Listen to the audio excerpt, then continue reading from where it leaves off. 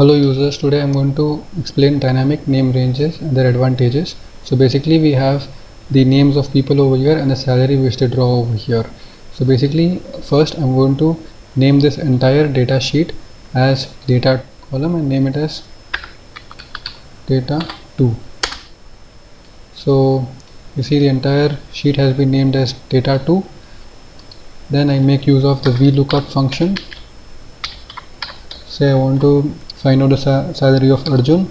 I type Arjun. I make use of the parenthesis since this is a text, and I want to look up on the table array of data 2,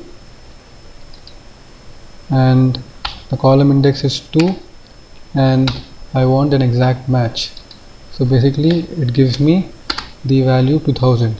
But say I want to add a new name called Baba and his salary is say 50,000, and when I go here and I click and I change this cell to Baba,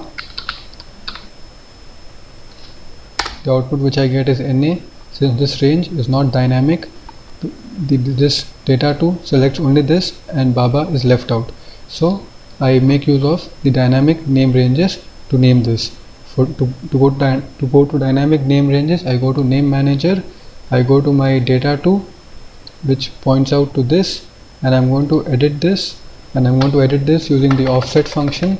So basically I click on offset, I type offset and I select the reference which is the name, and I need to go one row down, and I have to go down not column wise, so column is 0. And then I make use of the count a function to basically define the row height. I have to define the row height.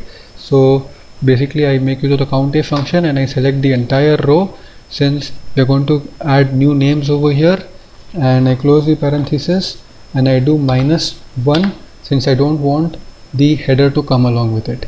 And then I need to define the column size, and as you can see the column size is 2. So basically this is 2.